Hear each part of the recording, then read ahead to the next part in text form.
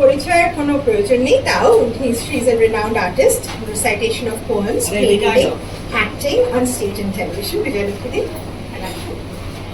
Devaruthi Guho, filmmaker, columnist and guest lecturer at Calgary University.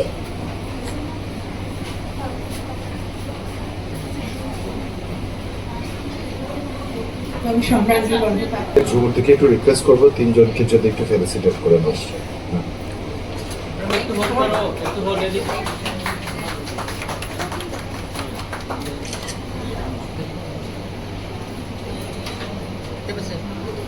এদিকে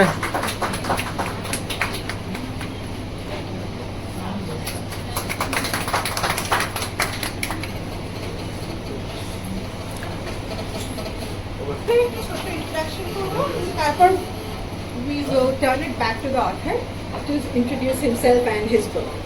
So Debashish Bhowmik is an entrepreneurial leader who has worked with and for many global Fortune 100 organizations across Asia, Pacific, Europe and North America.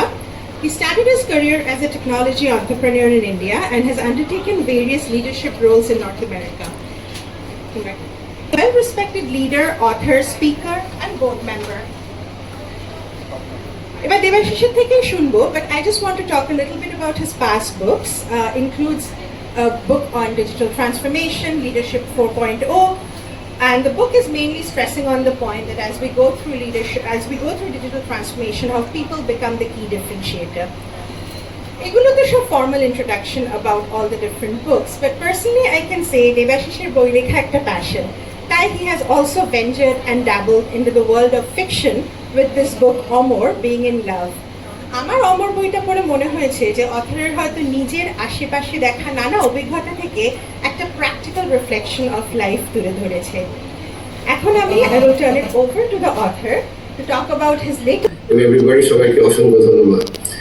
তো little beat about me, আমি একদম কলকাতাতে বড় হয়েছি, জন্মেছি, বড় হয়েছি, পার্সিতে অনেক সময় কাটিয়েছি, নবরন্দা স্কুলে পড়েছি, তারপরে ইউনিভার্সিটি অফ ক্যালকাটা ওখানে পড়াশোনা করেছি, আর অক্সফোর্ডে অনেক সময় কাটিয়েছি অ্যাজ ওয়েল। তো অক্সফোর্ড 100 বছর দেখে খুব মজা লাগছে আর খুব আনন্দ হচ্ছে। তো দ্যাটস ওয়াই এই বইটাতে আমি এখানে লঞ্চ করতে চাইলাম আর কি কলকাতাতে, বিকজ আমার যাই লিখি যাই করি আমার ডে জব হচ্ছে মোর অ্যাবাউট টেকনোলজি, রাইট? আমি টেকনোলজি, এআই এসব নিয়ে কাজ করি, কিন্তু কি হয় যাই লিখি যে ইভেন সেগুলোতেও কলকাতা বারবার ফিরে আসে, because even when I wrote Digital Leadership 4.0 সেখানে whole bunch of examples about Kolkata. বই লেখাটা শুরু হয় কোভিড প্যান্ডেমিকের সময়। প্যান্ডেমিক তো আমাদের অনেক কিছু চেঞ্জ করে দেয়, তো বাড়িতে বসে আছি, অত অনেকটা সময় বেশি, অনেক বেশি ট্রাভেল করছি না, usually I travel A lot for work. তো তখন প্রথম বইটা লিখলাম, ফার্স্ট বুকটা ওয়াজ যেটা ঝুম বললো লিডারশিপ 4.0, ওটা নিয়ে অনেক কথা বলবো না আজকে, কিন্তু ওই লেখাটার কারণটা হচ্ছে যে যেটা আমি করি সেটাকে একটা ক্রিস্টালাইজ করে বইতে লেখার একটা ইচ্ছে হলো। তো প্রথম এক্সপেরিমেন্টটা করাতে it was successful, so most people liked it, it was a bestseller, and then লিখে বেশ একটা আনন্দ হলো আর একটা ভয়ও লাগলো। তখন বইটা যখন প্রথমবার পাবলিশ হলো, নতুন অথার তো বেশ একটা ভালনারেবল মোমেন্ট হলো, ওইটা বেশ সুন্দর লাগলো।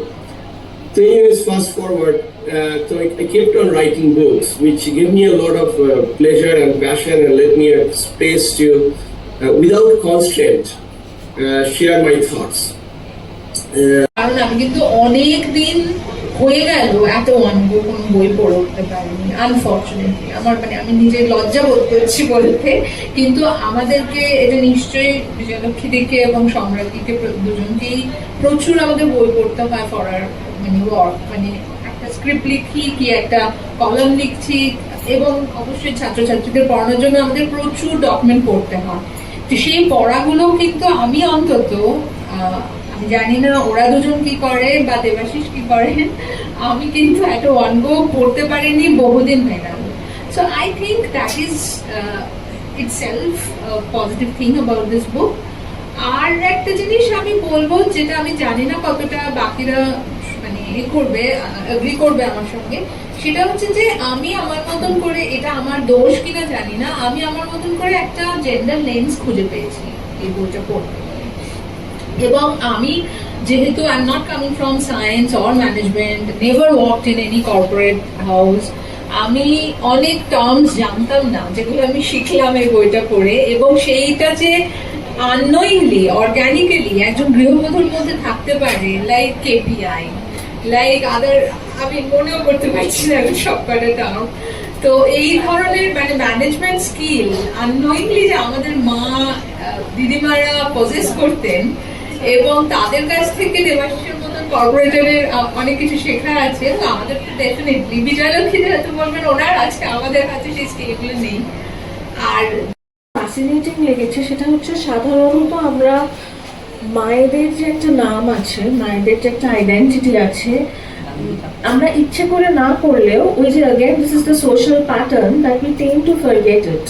এবং সেই যে আগেকার দিনে হারুর মা, খোকনের মা, গোপালের মা, তারা কখনোই কোনো মেয়েদের নাম দিয়ে কারুর মা হতেন না, দ্যাট ইজ ডিফারেন্ট। কিন্তু সেই রকম করে আমরাও যখন মানে I am including my self মায়েদের কথা বলি, তখন জেনারেলি ভুলে যাই যে তিনি একজন মানুষ, তার একটা আলাদা আইডেন্টিটি আছে, তার আলাদা স্বপ্ন আছে। We generally talk about our mothers, my mother, সেখানে আমিটা খুব বড় হয়ে ওঠে। আমার এই বইটা ভীষণ ফ্যাসিনেটিং লেগেছে নারেটিভ স্টাইল এবং ক্রাফটিংটা, যেখানে বারবার করে মানে উমাই যে মা সেটা বোঝা যাচ্ছে, কিন্তু বারবার করে একবার উমা বলে একটা থার্ড পার্সন নারেটিভের কথাটা বলা হচ্ছে, আর একবার করে মাই মাদার বলে কথাটা বলা হচ্ছে, দুটো গল্প মিশে মিশে যাচ্ছে। সো আমার রিয়েলি ইন্টারেস্টিং লেগেছে এইভাবে মাকে দেখাটা, যেখানে কখনো আমি তাকে আমার মা হিসেবে দেখছি, আবার কখনো একজন আলাদা মহিলা উমা হিসেবে দেখছি। কারণ যতক্ষণ না আমরা মাদের আলাদা মহিলা, আলাদা মানুষ হিসেবে দেখব, তাদের যে ইন্ডিপেন্ডেন্ট সত্তাটা, আমরা ছাড়া তাদের যে সত্তাটা, সেটা বুঝতে পারবো না। ফলে এই যে 1946-এর জন্ম এবং উমার সার্চ ফর ইন্ডিপেন্ডেন্স, এই দুটো কোথাও একটা মিশে যে যায়, সেটা না ভীষণভাবে অ্যাকনলেজড হয়েছে এই বারবার করে উমা বলে রেফার করাটা। এইটা আমার কাছে খুব ফ্যাসিনেটিং লেগেছে, কারণ জড়িয়ে থাকা অনেকগুলো জীবনের গল্প শুনছি আমরা। যে উমাকে পাচ্ছে সেন্ট্রাল ক্যারেক্টার হিসেবে, সেখানে কিন্তু উমার চারপাশেই বলছে তার বাবা আছেন, কাকারা আছেন, পিসিরা আছেন। মানে বলা হচ্ছে যে ও যখন ওরা চলে আসে সেই সময়কার পূর্ব পাকিস্তান, তখনও পূর্ব পাকিস্তান হয়নি, সেখান থেকে যখন চলে আসে এদিকে এসে সেটেল করেন, তখন সেই রকম একটা অভাব, নানান রকম অসুবিধার দিনেও 40-50 জন মানুষ এক একদিন এক একজন এক এক বেলায় পাপ করছে।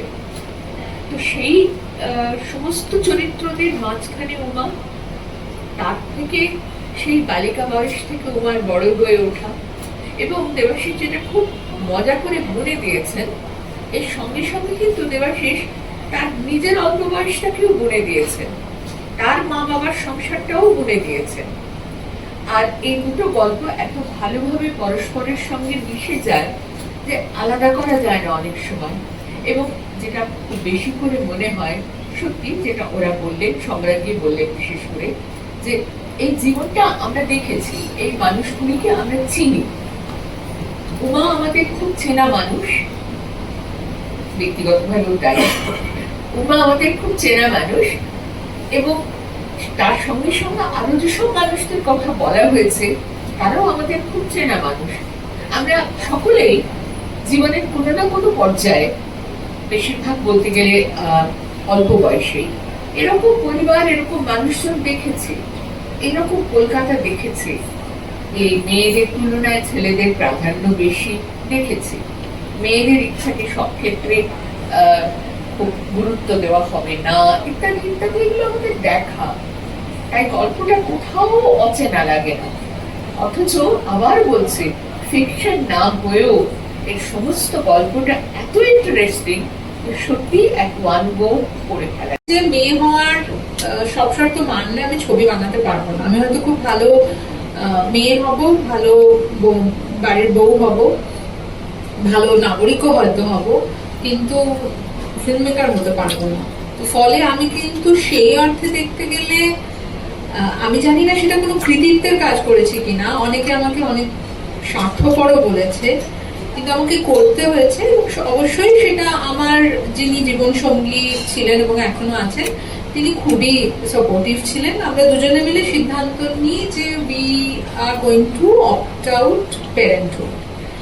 সেই যাত্রাটা খুব যে সহজ ছিল তা না, কারণ আমাদের কিন্তু আউটকাস্ট হতে হয়েছে, মানে আমাকে তো হতে হয়েছে বেশি, আমার স্বামীকে কতটা হতে হয়েছে আমি জানি না, ও এই নিয়ে গল্প করেনি। এই কথাটা সেদিন কালকে বলতে বলতে ফোনে আমাকে ঝুমুর বলছিল যে নর্থ আমেরিকাতে কিন্তু এখন প্রচুর হাউস হাজব্যান্ডস দেখা যায় যারা প্রেফার করে, যাদের স্ত্রী হয়তো আরো বেশি either lucrative or they are adamant not to quit their job, এরকম কিছু অ্যারেঞ্জমেন্ট তারা করে নেয় যে বাবা will look after the kids।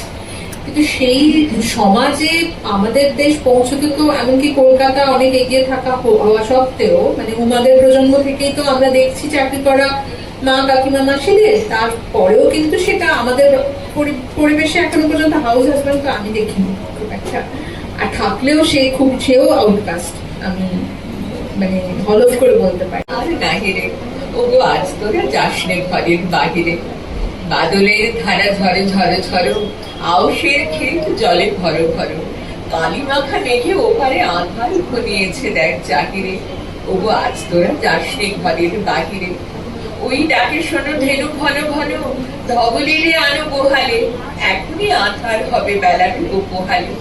দুয়ারে দাঁড়াই ওগো দেখ দেখি, মাঠে গেছে যারা তারা ফিরেছে কি, রাখাল বালক কি জানি কোথায় সারাদিন আজি খোয়ালে, এখনই আধার হবে বেলাটুকু পোহালে। শোনো শোনো ওই পারে যাবে বলে কে ডাকিছে বুঝি মাঝিরে, খেয়া পারাপার বন্ধ হয়েছে আজিরে, কুবে হাওয়া বয় কুলে নেই কেউ, দুকুল বাহিয়া উঠে পড়ে ঢেউ, দর দর বেগে জলে পড়ি জল, ছল ছল উঠে বাজিরে, খেয়া পারাপার বন্ধ হয়েছে আজিরে। ওগো আজ তোরা যাস নে গো তোরা যাস নে ঘরের বাহিরে, আকাশ আঁধার বেলা বেশি আর নাহিরে, ঝড়ো ঝড়ো ধারে ভিজিবে নিচল, ঘাটে যেতে পথ হয়েছে পিছল, ওই বেনুবন দুলে ঘন ঘন পথ পাশে দেখ চাহিরে, ওগো আজ তোরা যাস নে গো তোরা যাস নে ঘরের বাহিরে।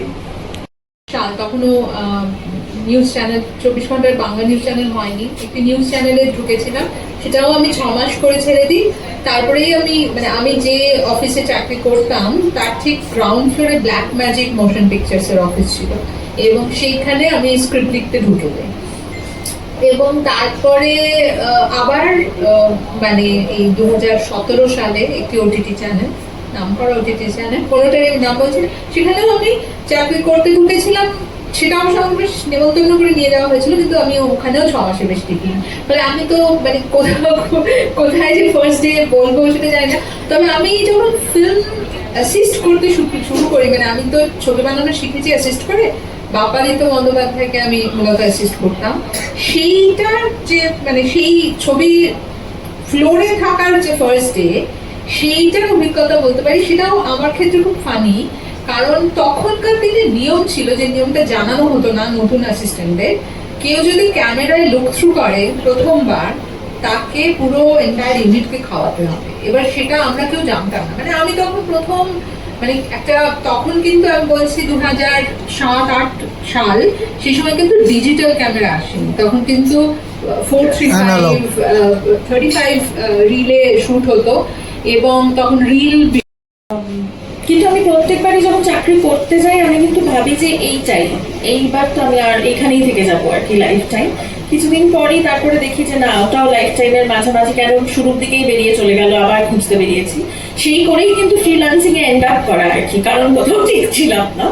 কিন্তু আমার ওরকম কলেজ লাইফের ফার্স্ট চাকরি, মানে কারণ সারাক্ষণ কি করব মনে হতো, সেইখান থেকে একটা রেডিও জকির অডিশন দিয়েছিলাম, এবং আমার FM এ রেডিও জকি হিসেবে তখন আমি জয়েন করেছিলাম।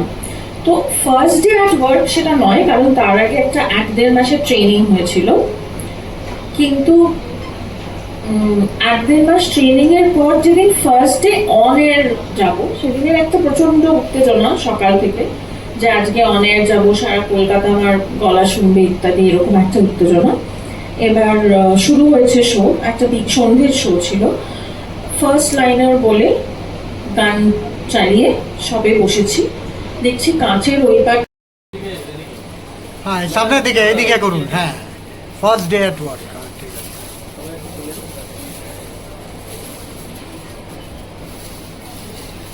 সবাই এদিকে একটু দেখ।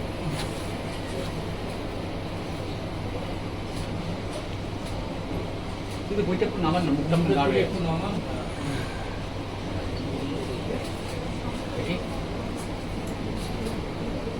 আচ্ছা, এখন তো একটু হাসা যেতেই পারে।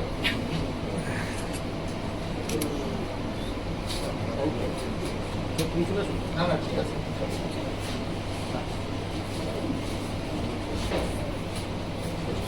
রিলিজ হয়েছে এটা সম্পর্কে তো আমরা কথা বলছিলাম এতক্ষণ।